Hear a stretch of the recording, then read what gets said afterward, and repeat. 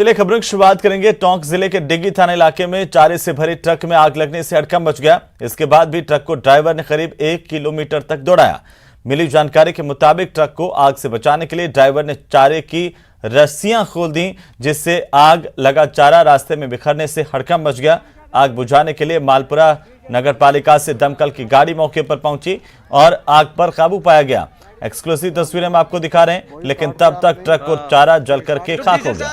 वहीं आग की सूचना पर डिग्गी थाना पुलिस मौके पर पहुंची।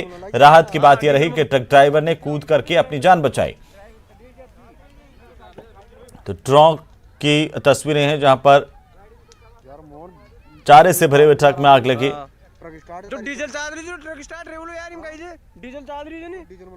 हालांकि बाद में इस आग को बुझा लिया गया, लेकिन जब तक दमकल की गाड़ियां पहुंचती पूरे इलाके में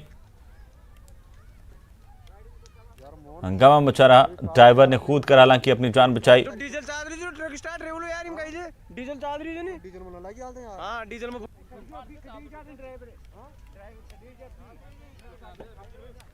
तो आपको बता दें कि टोंक जिले के डिग्गी थाना इलाके में चारे से भरा हुआ ट्रक जिसमें आग लगी और इसके बाद ट्रक ड्राइवर ने 1 किलोमीटर तक इस ट्रक को ऐसे ही दौड़ाया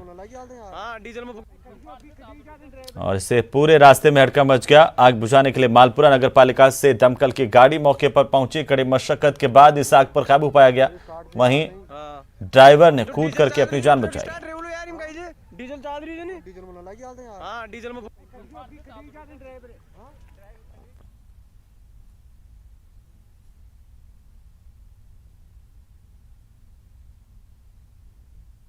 तो चलिए आगे बढ़ेंगे और बात करेंगे सर्दी की, जहां पर प्रदेश में सर्दी का सितम जारी है। लगातार नए साल में शीतलहर और कोहरे का कहर देखने को मिल रहा है। प्रदेश के कई जिलों में तापमान में गिरावट आई है।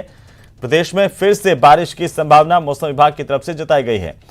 6 से 8 जनवरी तक बारिश की आशंका व्यक्त की गई है। कई जिलों में पारा जमाव बिंदु के करीब है। अलग अलग जगहों पर आज सुबह का नजारा जो है वो कोहरे से भरपूर रहा। कई इलाकों में कोहरा नजर आया, जहां पर वाहनों की रफ्तार धीमी देखी गई, विजिबिलिटी काफी कम देखी गई। तो कई इलाकों में मौसम खुला हुआ है, लेकिन तापमान में गिरावट दर्ज की गई है। मौसम विभाग का यह अनुमान है कि आने वाले दिनों में और ज्यादा गिरावट मौसम में आ सकती है।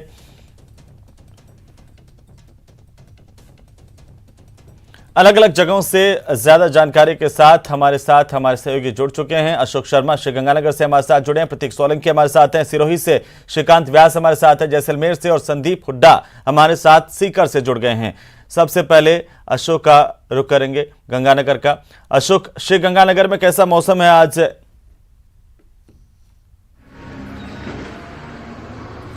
देखिए हेमंत, श्री गंगानगर में जो रातें हैं वो वाकई काफी ठंडी हो रही है, क्योंकि रात के समय जो तापमान है लगातार गिर रहा है और 5 डिग्री सेल्सियस के आसपास ही बना हुआ है, जिसकी वजह से रात के समय जो गलन और तेज ठंड का एहसास होता है उससे श्री गंगानगर वासी खासे परेशान होते हुए दिखते हैं।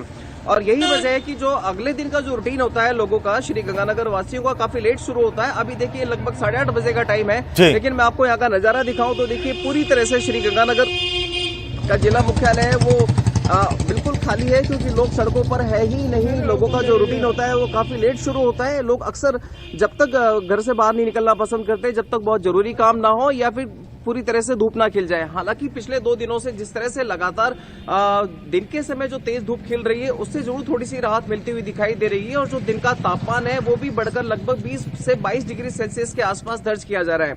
तो निश्चित तौर पर दिन के समय तो हेमंत जी उन्हें काफी राहत मिलती हुई दिखाई दे रही है श्री गंगानगर वासियों को, लेकिन जो रात का समय है वो बड़ा ही कष्टकारक। बिल्कुल अशोक, बने रहिए हमारे साथ। मैं फिर से आपका रुख करूंगा। प्रतीक सोलंकी हमारे साथ सिरोही से हैं। प्रतीक, सिरोही में तापमान की क्या अपडेट है और खासतौर पर माउंट आबू का इलाका जहां पर इस मौसम में पर्यटक भी इसीलिए आते हैं कि सबसे ज्यादा सर्दी यहां पर होती है?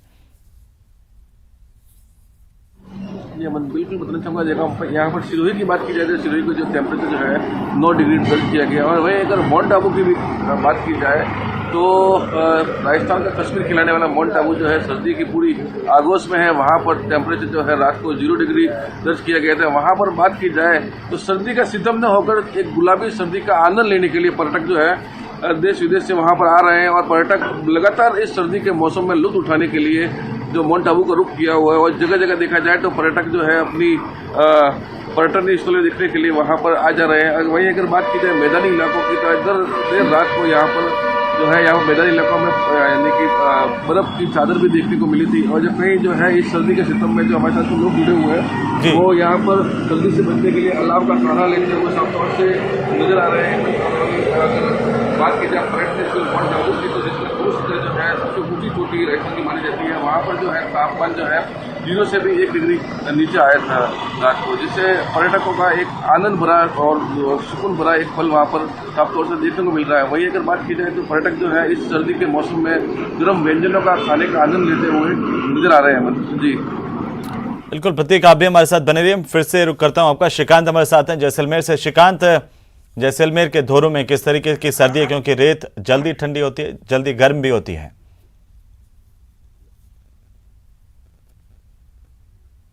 जी मैं आपको बता दूं कि जैसलमेर में सर्दी हो या फिर गर्मी, उसका पारा जो है वो अलग ही रहता है। क्योंकि मरुधरा का जैसलमेर जब गर्मी पड़ती है तो अधिक गर्म और सर्दी में सबसे अधिक ठंडा रहता है। इसी का कारण है कि सर्दियों में इन दिनों पर्यटक जैसलमेर आना पसंद करते हैं। लेकिन इन दिनों पड़ रही थी कि सर्दी से पर्यटक जैसलमेर में तो है, लेकिन जब तक सूर्य देवता दर्शन ना दे पर्यटक अपने होटलों से रिजोर्टों से बाहर भी नहीं आते। इस वक्त मैं जहाँ खड़ा हूँ वो रोड होटल और रिजोर्ट कॉम्प्लेक्स की रोड है और यहीं से सम मखमली धोरों का रास्ता भी गुजरता है, लेकिन लोग नहीं नजर आएंगे। मैं आपको तस्वीरें दिखाना चाहूंगा कि हल्का कोहरा जरूर है, कोहरा बड़ा दूरी पर है, विजिबिलिटी रेट भी अधिक है, लेकिन वही बात करें अगर तीखे तेवर की तो सर्दी अपने तीखे तेवर दिखा रही है। और सूर्य देव ने आज भी दर्शन जो है सुबह से नहीं दिए। तो 7:30 बजे सूर्योदय हो जाता है जैसलमेर में। पहली किरण जो है वो सोनार किले पर पड़ती है और वही इसे फेमस भी करती है। लेकिन इन दिनों सर्दी नहीं है, बादल जो है उनकी भी आवाजाही लगातार जारी है। सूर्यदेव और बादलों के बीच की जो लुका छिपी का खेल है वो भी लगातार जारी है। और आने वाले दिनों में 4 से 6 तारीख तक जो है वो मावठ की बारिश के जो है वो संभावना जताई जा रही है, क्योंकि वेस्टर्न डिस्टेंस जो चल रहा है, पश्चिमी विक्षोभ जो चल रहा है, उसको लेकर तस्वीरें जो है वो साफ देखने को मिल रही है कि बादलों की आवाजाही आने वाले दिनों में बारिश के साफ संकेत कर रही है। इस तरफ मैं आपको दिखाना चाहूंगा कि एक जो है वो डेयरी लगी है, उसके पास चाय का काउंटर है। हाँ। वहां पर भी लोग जो है वो दुबक कर चाय पीते हुए नजर आ रहे हैं, क्योंकि लगातार जो है इस सर्दी ने लोगों को परेशान किया है। लेकिन श्रीकांत, आज थोड़े आसमान में बादल है तो लगता है कि तापमान थोड़ा सा बढ़ा होगा, थोड़ी राहत मिली होगी आज लोगों को। मैं आपको बता दूं कि कल सूर्यदेव निकले थे लेकिन आज नहीं निकले। राहत सिर्फ कोहरे से मिली है गाड़ी चलाने वालों को, वाहन चालकों को परेशानी का कम सामना करना पड़ा है, लेकिन सर्दी तो है। कुछ लोग हैं उनसे बात करते हैं। सर कैसी सर्दी है जैसलमेर में, किस तरह का मौसम है? Very good weather, pleasant, great city, enjoying the weather. लोग जो है इस सर्दी को भी एंजॉय कर रहे हैं। यहाँ पर कुछ चाय विक्रेता है, उनसे भी बात करते हैं। भैया कैसी सर्दी पड़ रही, कितने बजे आते हैं? सुबह 6:30 बजे आता हूँ। बहुत ठंडी ज्यादा है, इसलिए चाय की भीड़ कम है, भीड़ भड़ाका कम हो गया। कोहरा भी छाया हुआ है, धूप नहीं निकल रही है, कल भी निकली थी, आज वो तो नहीं निकली है, इसलिए। बिल्कुल श्रीकांत, आप चाय का आनंद लीजिए और एंजॉय कीजिए सर्दी के साथ जो यहाँ पर सैलानी आए हुए हैं। और मैं वापस से आपका रुख करूंगा, लेकिन उससे पहले दर्शकों को हम लिए चलते हैं सीधा शेखावाटी में, जहां पर सीकर से हमारे सहयोगी संदीप हुड्डा हमारे साथ हैं। संदीप, शेखावाटी का सीकर का हाल आज का क्या है, कैसे नजारे हैं? जी बिल्कुल, देखिए कि जो सीकर का जो आज की अगर बात करें तो तापमान जो है वो 2.7 डिग्री दर्ज किया गया है, यानी कि पिछले 2 दिन से कुछ राहत सर्दी से मिली हुई है। और आप देख सकते हैं कि इसी समय जो है वो धूप खिल चुकी है, कोहरे का असर भी नहीं है। इसके साथ साथ जो कल भी जो हल्के बादल थे उसकी वजह से तापमान में बढ़ोतरी हो रही है।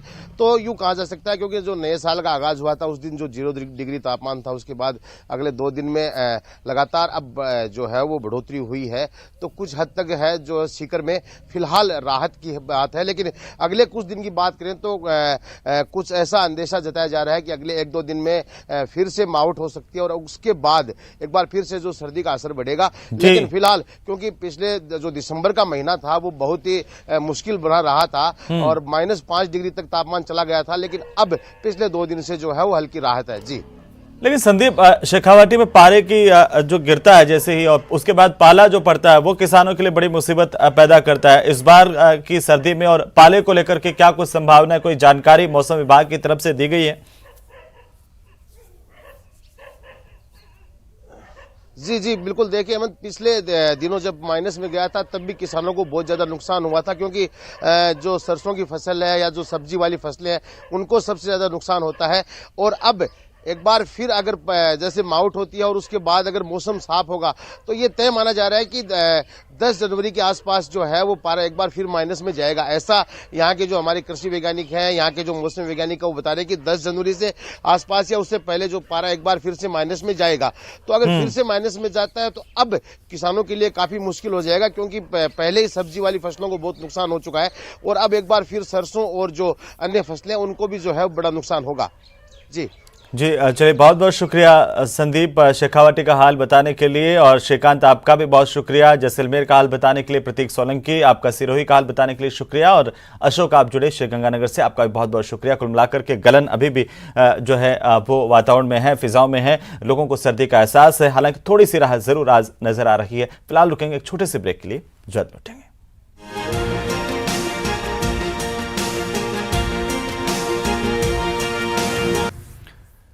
तो चलिए, ब्रेक के बाद एक बार फिर से आपका स्वागत। और इसी बीच बड़ी खबर हम आपको बता दें, जोधपुर में 8वीं तक के स्कूल बंद करने का फैसला किया गया है। जोधपुर निगम क्षेत्र में 8वीं कक्षा तक के सभी स्कूल बंद रहेंगे। अगले आदेशों तक इन स्कूलों को बंद रखने का फैसला किया गया है।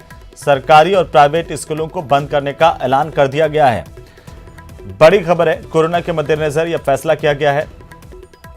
तो जोधपुर नगर निगम में भी 8वीं कक्षा तक के सभी स्कूल बंद रहेंगे अग्रिम आदेशों तक, यानी कि अगले जो भी आदेश निकाले जाएंगे तब तक सभी स्कूल, चाहे वो सरकारी हो या फिर प्राइवेट हो, 8वीं कक्षा तक के सभी स्कूलों को बंद करने का ऐलान किया गया है कोरोना के केसेस के चलते। और लगातार प्रदेश में अब सख्ती नजर आ रही है, क्योंकि जिस तरीके से कोरोना के केसेस बढ़ रहे हैं, ये जरूरी भी हो गया है कि एहतियात बरते जाएं, एहतियात बढ़ाए जाएं। जोधपुर में 8वीं तक के सभी स्कूलों को बंद करने का ऐलान कर दिया गया है। जोधपुर निगम क्षेत्र के स्कूल बंद रहेंगे जो 8वीं कक्षा तक के हैं।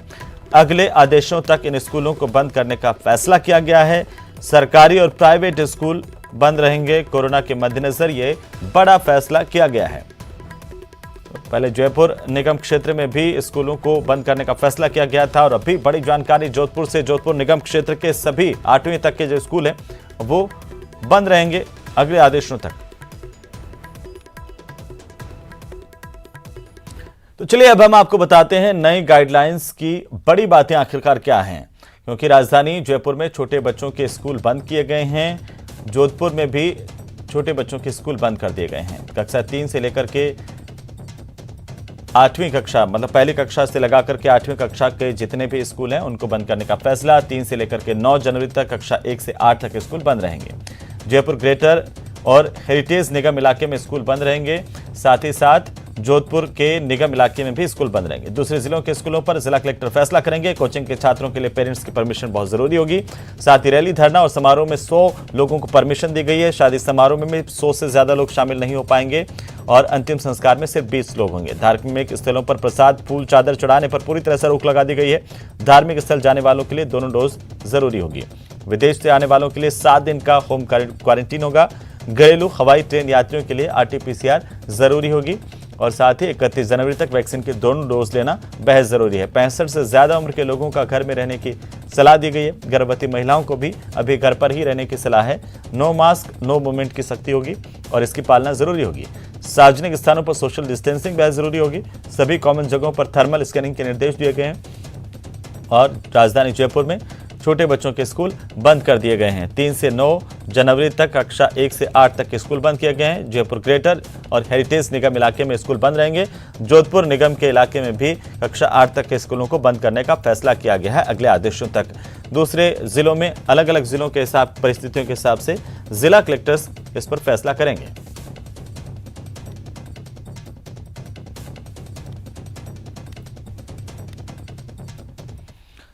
और इसी बीच एक और बड़ी जानकारी, आज से बच्चों का वैक्सीनेशन शुरू हो रहा है। आपको बता दें कि 15 से 18 साल तक के बच्चों का टीकाकरण अभियान आज से देश भर में शुरू किया जा रहा है।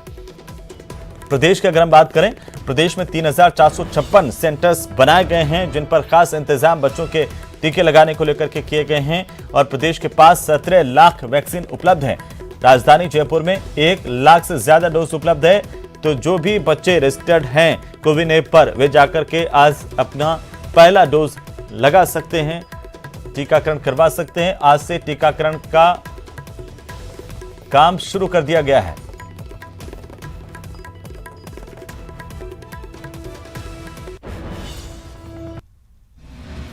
वायरस से लड़ाई, अब बच्चों की बारी आई।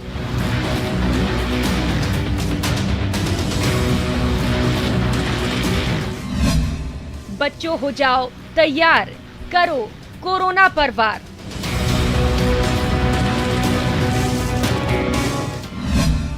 शनिवार से रजिस्ट्रेशन, सोमवार से वैक्सीनेशन।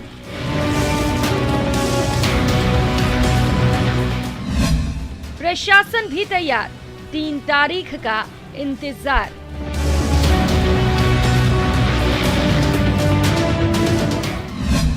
टीका लगेगा, corona थमेगा। We can attend school and be safe from COVID-19. Stay safe, Happy New Year and get vaccinated. मैं और मेरे फ्रेंड्स सभी ने इस वैक्सीन के लिए रजिस्ट्रेशन करवा लिया है और हम बहुत एक्साइटेड हैं और सबसे पहले वैक्सीन लगवाएंगे। घातक वायरस से लड़ाई है, बड़ों के बाद अब बच्चों की बारी आई है। शनिवार से रजिस्ट्रेशन का दौर शुरू हो चुका है। वैक्सीन लगवाने के लिए बच्चों का जोश भी खूब हाई है। We enter the new year. Finally, safeguards are available for children from ages 15 to 18. So I am going to get myself vaccinated, and you should do it too, so that we can attend school and be safe from COVID-19. तो बच्चों को vaccine लगवाने का बेसब्री से इंतजार है और पहले दिन से ही बच्चे बढ़ चढ़कर रजिस्ट्रेशन करवाने में भी जुट गए हैं। 3 जनवरी से बच्चों को वैक्सीन लगाई जाएगी। 15 से 18 साल के बच्चों को कोवैक्सीन लगेगी। राजस्थान में 54 लाख बच्चों का वैक्सीनेशन होगा। फिलहाल कोवैक्सीन की 17 लाख डोज उपलब्ध है।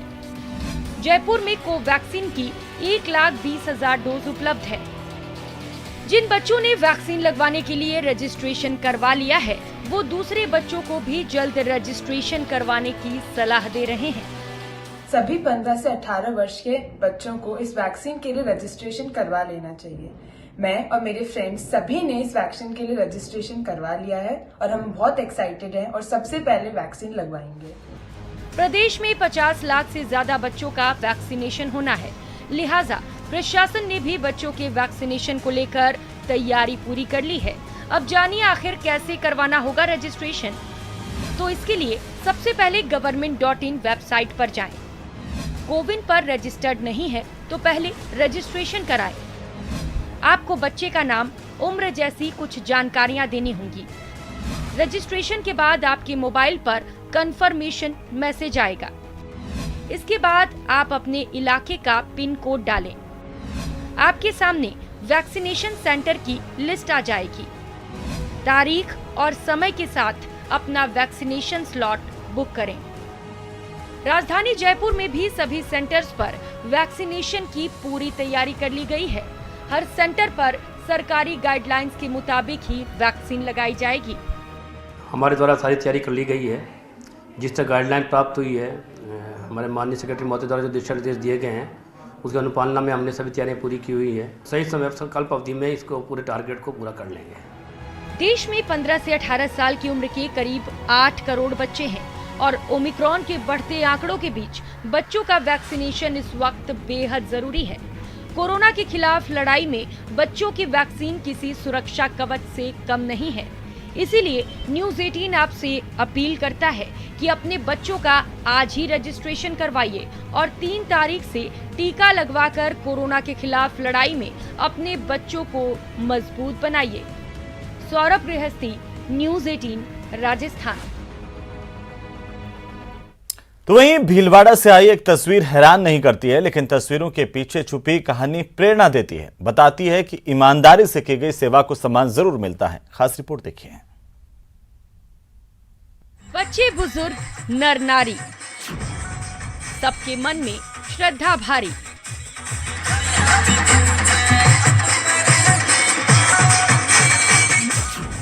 जब बिछड़न की घड़ी आई, सब ने दी अनोखी विदाई।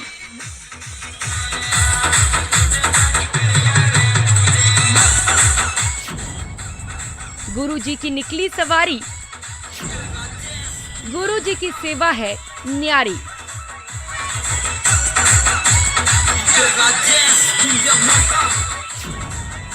गुरु की महिमा है महान। ये है सेवा को सम्मान।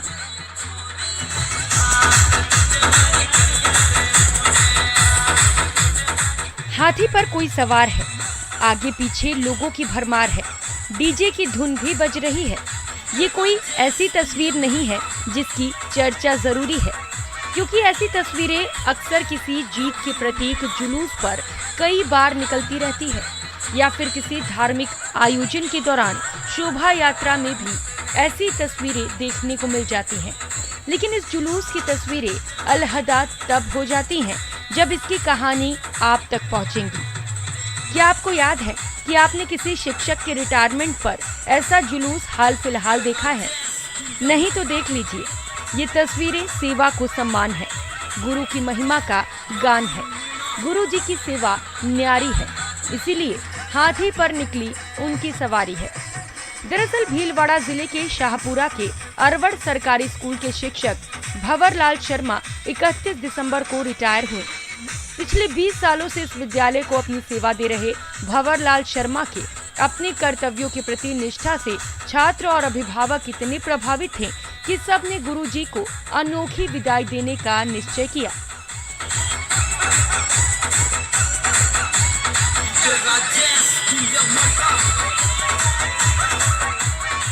जिसके बाद शिक्षक भंवरलाल शर्मा को हाथी पर बैठाकर उनकी बिंदोली निकाली गई और स्कूल में भी भव्य कार्यक्रम का आयोजन किया गया। 20 सालों से छात्रों के बीच अपना ज्ञान बांट रहे गुरुजी ने जाते जाते भी अपना कर्तव्य निभाया और अपने फंड से बच्चों की कंप्यूटर शिक्षा के लिए 2 लाख रुपए देने का भी ऐलान कर दिया। न्यूज़ 18 के लिए भीलवाड़ा से मनीष दाधीच की रिपोर्ट।